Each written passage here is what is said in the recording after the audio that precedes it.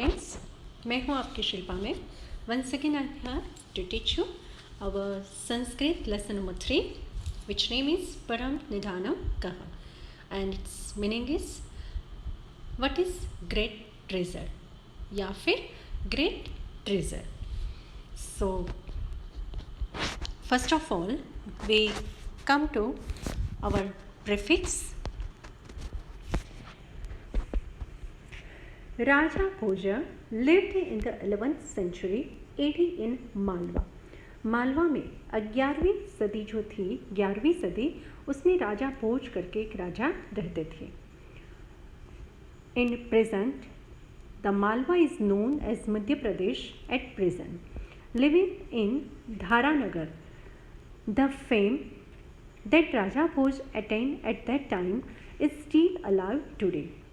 जो प्रतिष्ठा राजा भोज ने, वो धारानगर में रहते थे, पर जो प्रतिष्ठा राजा भोज ने उस वक्त जो पाई थी या अटेन पाई थी, वो आज भी इतनी ही जीवंत है.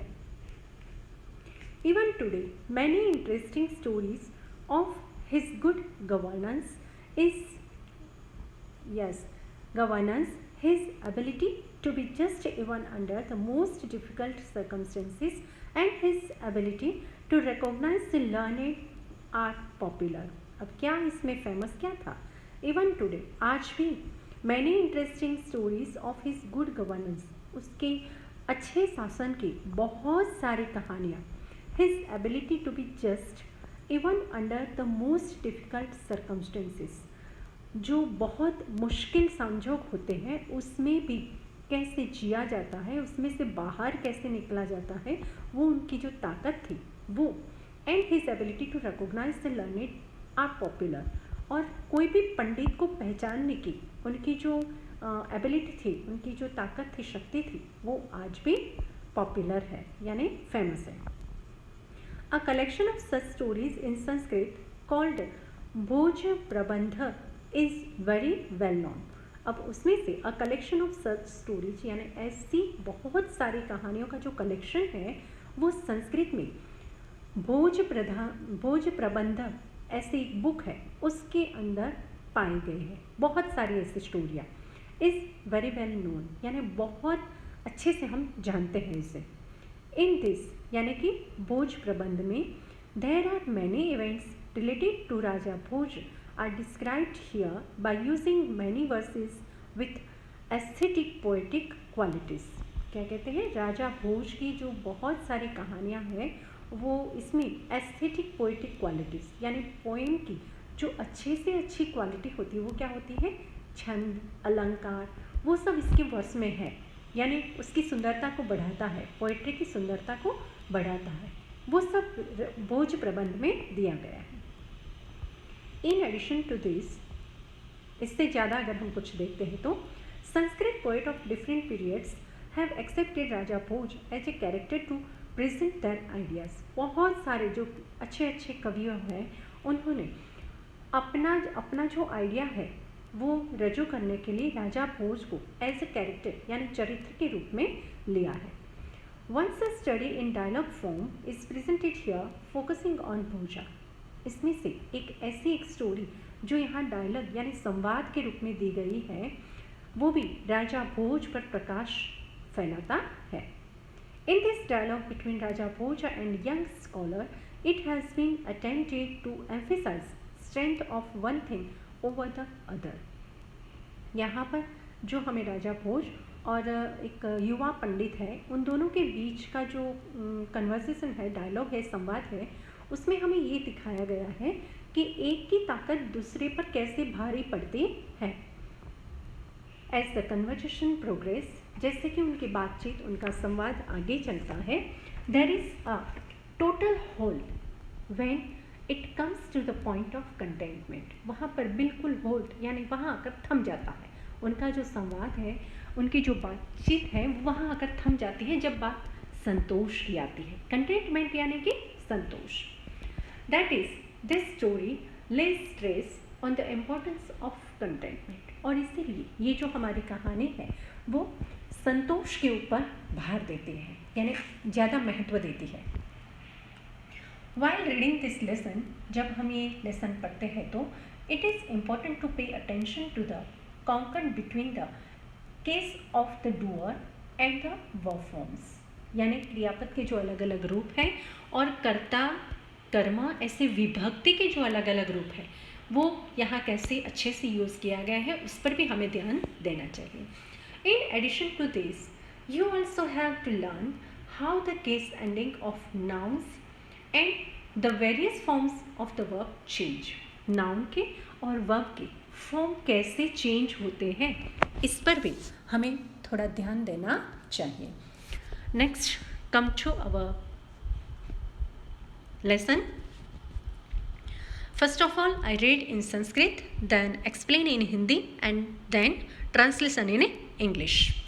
So, ready? Okay. भोजः नाम नृपतिः विद्याप्रियः कलाप्रियः प्रजाप्रियश्च आसीत्. भोज नाम का एक राजा जो विद्याप्रिय था, यानी लवर ऑफ क्या कहते हैं, लर्निंग, लवर ऑफ लर्निंग. फिर कलाप्रिय यानी लवर ऑफ आर्ट एंड प्रजाप्रिय यानी कि डिवोटेड टू सब्जेक्ट्स. सब्जेक्ट्स यानी कि प्रजा. प्रजाप्रिय भी था, कलाप्रिय भी था और विद्याप्रिय भी था. अतः तस्य राजसभायां दूरदेशात् अनेके विद्याविशारदाः पंडिताः समागच्छन्ति स्म. इसीलिए उसके राज्य में दूर दूर से अनेक विद्या विशारदाः यानी कि स्कॉलर्स, एक्सपर्ट्स, वो लोग आते. पंडिता तो एक्सपर्ट्स एंड स्कॉलर्स, वो लोग वहाँ पर दूर दूर से आते थे. तो सिर्फ ये 2 लाइन का हम ट्रांसलेशन देखते हैं. A king named Bhoja was the lover of learning, lover of fine arts and devoted to subjects so many. That's why, बीच में ऐड करना, that's why so many scholars, experts in laws and experts in laws यानी कि विद्या विशारद. विशारद यानी expert and विद्या मीन्स लॉज. तो expert in laws used to come to his royal assembly from far off countries. Royal assembly यानी कि राज्यसभा, ठीक है, उसकी राज्यसभा में बहुत दूर दूर से वो लोग आते थे. एकदा भोजः प्रासादस्य गवाक्षे उपविष्टः आसीत्. एक बार राजा भोज अपने महल के झरूखे में खड़ा था. झरूखा किसे कहते हैं, अंडरस्टैंड ना. अब पिक में देखो, राजा जहाँ पर खड़ा है वहाँ एक राउंड शेप का आपको दिखता है. जैसे ऊपर छत वगैरह तो होता है, पर छत से बाहर एक राउंड शेप में झरूखा, जो बालकनी है वो निकाली हुई होती है, पर वो राउंड शेप में होती है, इसीलिए इसे हम गवाक्ष कहते हैं. झरूख हो गई है शेप में, बराबर. तो राजा भोज एक बार अपने महल के झरूखे में, अपने महल के झरूखे में खड़ा था. उपविष्ट आसीत् यानी कि खड़ा था. सह मार्गे एकम नव आगंतुकम अनभिज्ञम युवकम पश्यति. वो रास्ते में जाते हुए एक नए इंसान को, अनभिज्ञ जो अननोन था, अजान था, ऐसे युवक को वो देखता है. तस्य परिचयम ज्ञातुम सह तम प्रसादे आह्यति. तस्य परिचयम ज्ञातुम, उसका परिचय पाने के लिए, सह यानी कि राजा भोज, तम यानी कि वो नव आगंतुक युवक को, प्रासादे आह्यते यानी कि महल में बुलाता है. ततः तयोः मध्ये एवं वार्तालापः संजातः. ततः उसके बाद तयोः मध्ये उन दोनों के बीच में वार्तालापः संजातः यानी कि संवाद होता है. ये 2 लाइन का हम इंग्लिश में ट्रांसलेशन देख लेते हैं. Once Bhoj was seated in the round window of the palace. He sees a newly arrived आगंतुक, नव आगंतुक यानी कि newly arrived. He sees a newly arrived unacquainted यानी कि unknown young man, अनभिज्ञ यानी unacquainted, unknown, युवकम यानी young man. तो he sees a newly arrived unacquainted young man in the street, street यानी मार्गे। He calls him into the palace in order to know who is he, कौन है वो जानने के लिए वो उसको महल में बुलाता है। Then between them the conversation took place in this way, इस तरह से दोनों के बीच में संवाद स्टार्ट होता है। भोजः उवाच भवान कः वर्तते, भोज पूछते हैं तुम कौन हो। युवकः उवाच अहम घटपंडितः अस्मि, युवक कहता है मैं घटपंडित हूँ। भोज उवाच घटपंडिता, विस्मय के साथ वो कहता है कि घटपंडित, किम नाम घटपंडित इति, आओ क्यों नाम, ऐसा कैसा नाम घटपंडित। तो इन 3 लाइन का हम ट्रांसलेशन देखते हैं। Bhoj says who are you, young man says I am Ghatpandit.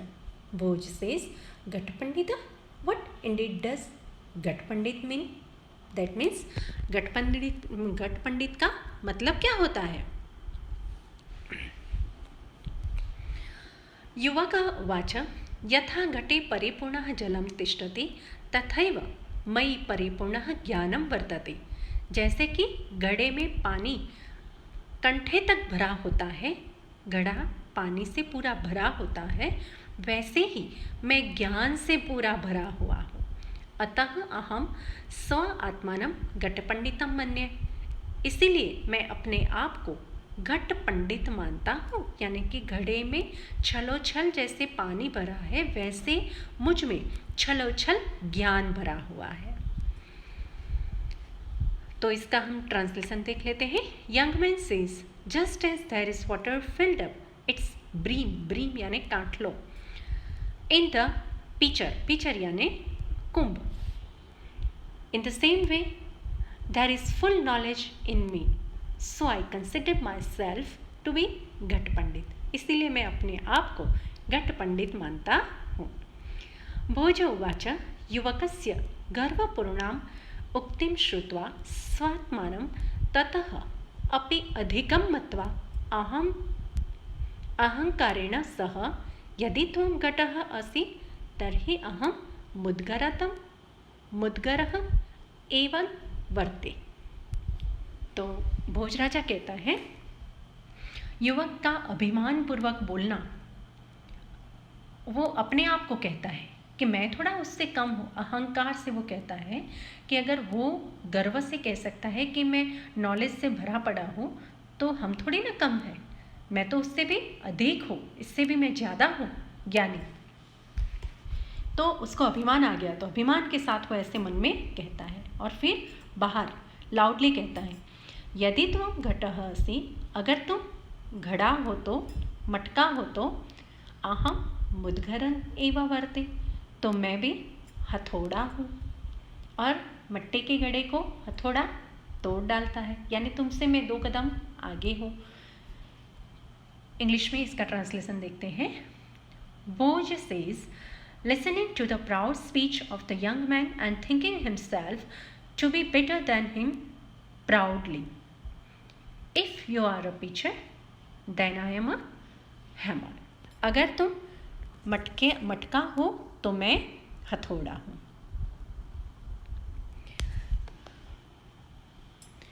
भोज उवाच त्वं यदि वह्वितेव वर्तिष्यते तर्हि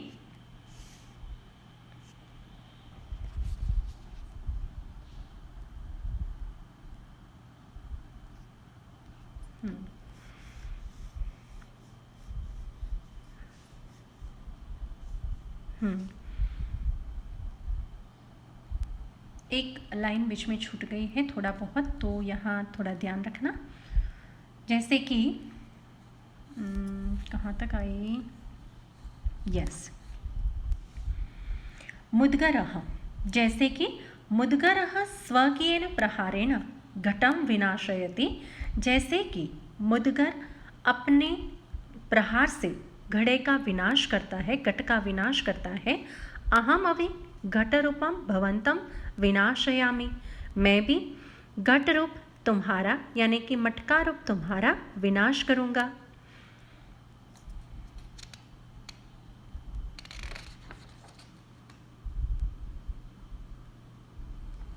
हम्म, मैं भी तुम्हारा विनाश करूँगा। ऐसे 3-4 लाइन यहाँ बीच में छूट गई है, तो आप बुक में देख लेना। युवकः उवाच, हाँ वो 2 लाइन का देख लेते हैं सबसे पहले कि मुद्गरः स्वकीयेन प्रहारेण घटं विनाशयति। तो क्या कहता है, the hammer breaks the pitcher by its on stroke, अहमपि घटरूपं भवन्तं विनाशयामि, I will also destroy you like a pitcher. ठीक है, पिचर की जैसे हथौड़ा पिचर का नाश करता है, वैसे मैं भी तुम्हारा नाश करूँगा।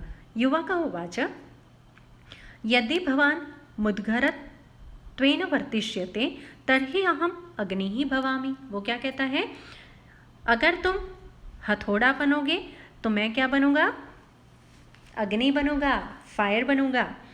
दहन कर्म अग्निः भूत्वा मुद्गरं भस्मं करिष्यति, और जलता हुआ जो अग्नि है वो लोहे का यानी हथौड़े का नाश करता है। तो युवक सेज, यस युवक यानी यंग मैन सेज,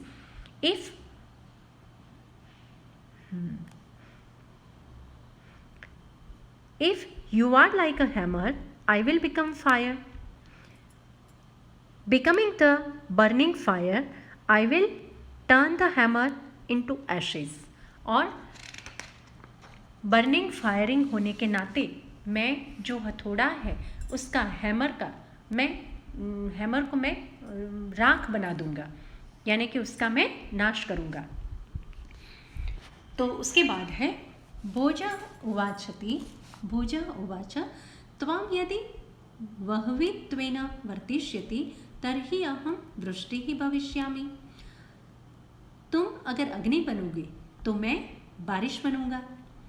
वृष्टिः पुरतः वह्विः स्थातुं न शक्नोति, और बारिश के आगे अग्नि का कोई स्थान नहीं है, अग्नि रह नहीं सकता है। तथा त्वमपि मम पुरतः स्थातुं न शक्नोमि, इस तरह तुम भी मेरे आगे टिक नहीं पाओगे। तो इसका हम ट्रांसलेशन देख लेते हैं। Bhoj says, if you become fire I shall become rain, the fire can not stand before the rain fall, similarly you can not stand in front of me. युवकः उवाच, वृष्टिं तु वायुः स्वबलेन यत्र कुत्र अपि वाहितुम अर्हति। क्या कहते हैं, जो बारिश है उसको तो हवा, तेज हवा जो आती है वो इधर उधर कहीं फैला देती है अपने बल से। तेज हवा अपने बल से बारिश को इधर उधर फैला देती है।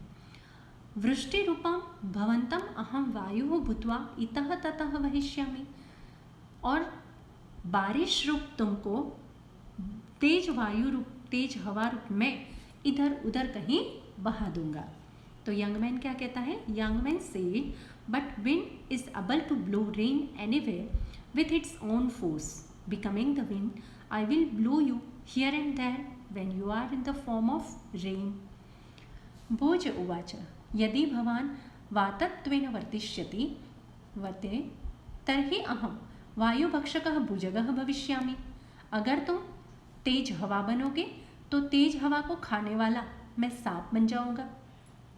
भुजगः सन सततम वायुरूपम भवंतम भक्षयिष्यामि, और सांप जो है वो हमेशा तेज हवा को खा जाता है। तो भोज क्या कहते हैं, if you are wind I will become a snake eating wind, being a snake I will eat you who are in the form of wind constantly, यानी कि सतत तेज चलती जो हवा के रूप में तुम हो तो तुम्हारा मैं नाश करूँगा। युवकः उवाच, भवान् यदि सर्पः भविष्यति तर्हि अहं सर्पभक्षको गरुडो भवामि। जो तुम सांप बनोगे तो मैं सांप को खाने वाला गरुड़ बनूंगा। यंग मैन से, if you become the snake I will become the eagle eating snake. तो भोज राजा कहता है, वाक्यलिंग वर्धयन, यानी कि बातचीत को आगे बढ़ाते हुए भोज राजा कहते हैं, त्वं यदि गरुडः असि तर्हि अहं चक्रधारकः विष्णुः गरुड़ आरूढ़ भवति। तो भोजराज क्या कहते हैं, बातचीत को आगे बढ़ाते हुए कि तुम अगर गरुड़ बनोगे तो मैं चक्रधारक विष्णु बन जाऊंगा, चक्र को धारण करने वाला विष्णु बन जाऊंगा। क्यों? क्योंकि विष्णु जो है वो गरुड़ के ऊपर आरूढ़ होते हैं, यानी गरुड़ के ऊपर बैठते हैं। तो तुमसे मैं 2 कदम आगे ही रहा। तो भोज से taking the play of words ahead, if you are the eagle then I am Vishnu holding Sudarshan Chakra, Vishnu rides on the eagle. युवक उवाच मनसा विष्णुं प्रणम्य च पाण्डित्यं प्रदर्शयन् अग्रे वदति, यदि भवान् चक्रधरः विष्णुः तर्हि अहं भवतः। क्या कहता है? तर्हि अहम, ठीक है, इसका हम आगे ले लेंगे क्योंकि कंटिन्यू है ये वाला जो सेंटेंस है ना। तर्हि अहम भवतः मस्तकस्य उपरि शोभमानं मुकुटम अस्ति। ठीक है, ये आगे जाता है वो पूरा सेंटेंस। तो युवक क्या कहता है? युवक says bowing down to Vishnu. हाँ, युवक जो है वो मन से विष्णु को प्रणाम करता है, अपने पांडित्य के बल पर वो आगे कहता है कि अगर तुम चक्रधर यानी सुदर्शन चक्र धारण करने वाले विष्णु हो तर्हि अहम भवतः, तो मैं क्या बनूंगा? तुम्हारे सिर के ऊपर जो ताज है, सिर के ऊपर रहने वाला जो मुकुट है वो मैं मुकुट बन जाऊंगा, और मुकुट जो है वो सिर के हमेशा ऊपर रहता है। तो मैं 1 कदम आपसे आगे हूँ।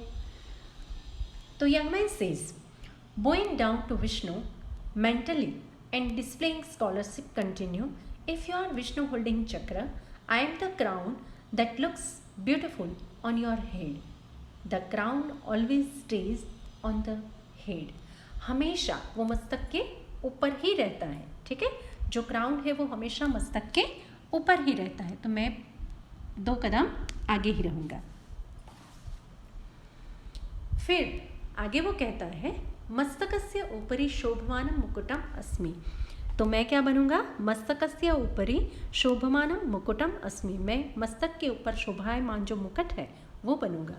मुकुटम सदा मस्तकस्य उपरि एव संतिष्ठति। तो मुकुट जो है वो हमेशा मस्तक के ऊपर ही रहता है। तो जैसे मैंने आपको आगे बताया ना कि आई am the crown that looks beautiful on your head, the crown always stays on the head. आगे भोज उवाच युवकस्य पांडित्यम अनुभूय। भोज राजा युवक का जो पांडित्य है, उसकी जो इंटेलिजेंस है, उसको महसूस करता है और फिर कहता है तर्हि मुकुटस्य उपरि शोभमानं पुष्पम अहम। तो मैं मुकुट के ऊपर जो पुष्प शोभता है ना, वो पुष्प मैं बन जाऊंगा। एवं अहम अधुना तव उपरि स्थास्यामि। इस तरह मैं तुम्हारे ऊपर ही रहूँगा।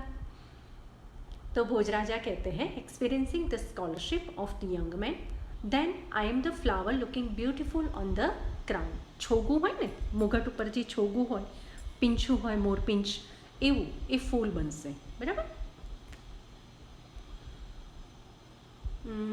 Then I am the flower looking beautiful on the crown. In this way I shall be above you. तो यंग मैन क्या कहता है? युवक उवाच भवान यदि पुष्पं भविष्यति तर्हि अहमपि भ्रमरो भूत्वा तव पुष्पस्य उपरि स्थास्यामि। अगर तुम पुष्प बनोगे तो पुष्प के ऊपर रहने वाला मैं भंवरा बनूंगा, पर हमेशा तुमसे ऊपर ही रहूँगा। तो young man says if you become flower I shall also become a bee and bee on your flower. Bhoj उवाच एवं भवान द्विरेफः तर्हि अहम सूर्यः। अब देखो यहाँ जो भ्रमर है उसका सिनोनिम वर्ड है द्विरेफ। द्विरेफ यानी ऑल्सो वास्प यानी भंवरा। पुष्पस्य अंतः, तो उसने कहा एवं भवान द्विरेफः तर्हि अहम सूर्यः। अगर तुम भंवरा बनोगे तो मैं सूर्य बन जाऊंगा। पुष्पस्य अंतः स्थितः भ्रमरः सूर्यास्त काले बंदी भवति। पुष्प के अंदर रहता हुआ जो भंवरा है वो सूर्य अस्त होने से फूल के अंदर बंदी बन जाता है। अहमपि तो बंदीम करिष्यामि, मैं भी तुम्हें बंदी बना दूंगा। भोज सेज इन दिस वे, ये ट्रांसलेशन है साथ साथ में, हाँ, एक एक लाइन का। Bhoj says in this way if you are bee I am the sun, the bee that is inside the flower becomes a prisoner there at the time of the sunset. I too will make you a prisoner. युवक उवाच अहो भवान् सूर्यस्तर्हि अहम महाप्रभावी राहुः. अच्छा, वो क्या कहता है, ओ तो तुम सूर्य बनोगे, अगर तुम सूर्य बनोगे तो मैं महाप्रभावी जो राहु है, राहु कौन है, ग्रह है ना, तो मैं राहु बन जाऊंगा. और राहु क्या करता है, राहु तो सूर्यम ग्रसते, राहु जो है वो सूर्य को खा जाता है, ग्रसते ग्रहण करता है, उसको स्वेलो करता है, निगल जाता है वो. तो young man says, oh if you are the sun, I am Rahu, very powerful Rahu. And Rahu swallows the sun, और राहु जो है वो सूर्य को ग्रहण कर लेता है.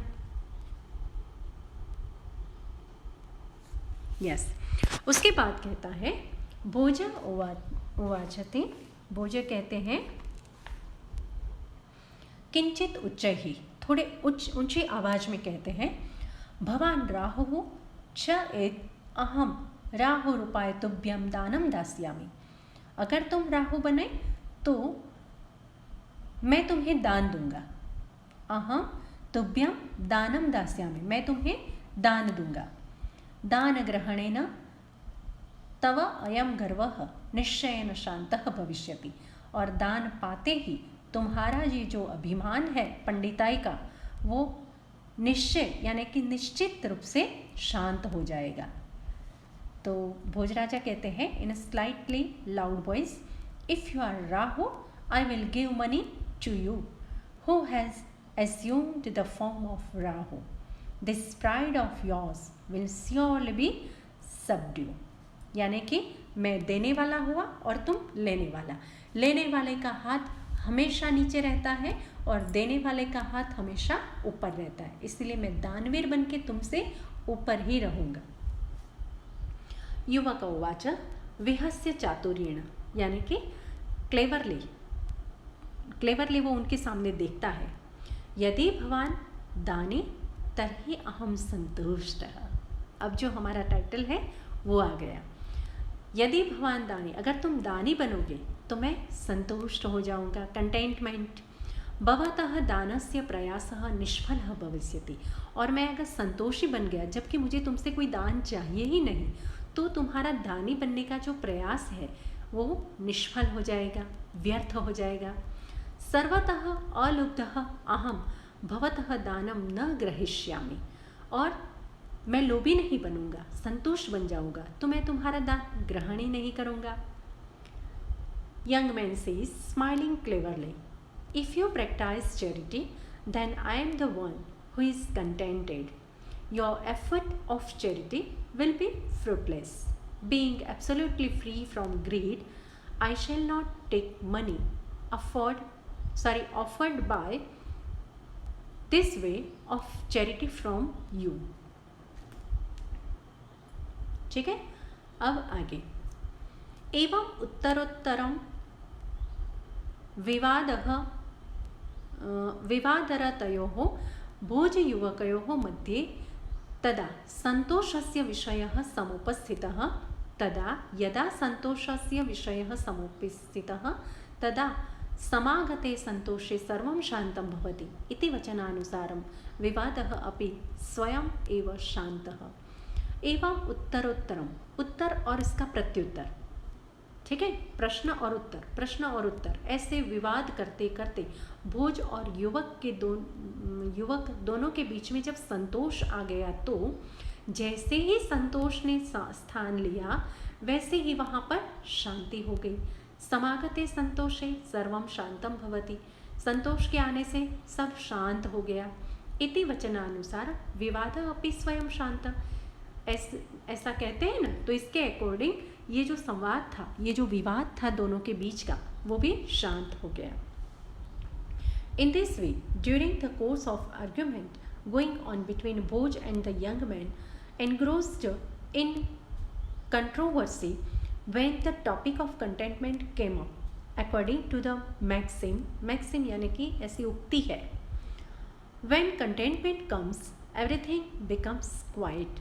The argument also automatically stopped.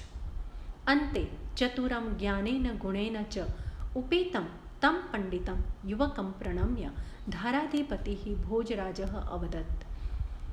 अंत में चतुर और ज्ञानी गुणी ऐसे उपेतम पंडितम, चतुर ज्ञानी गुणी ऐसा जो आया हुआ पंडित युवक था, उसको धाराधिपति, धारा नगरी ना अधिपति यानी राजा, धारा नगरी के जो राजा थे वो नमन करते हैं भोज राजा और फिर उसे कहते हैं। Finally bowing to the young scholar who was clever and endowed with knowledge and virtue, Bhoj Raja the ruler of Dhara said, क्या कहते हैं वो? घट पंडिता, क्या कहते हैं वो?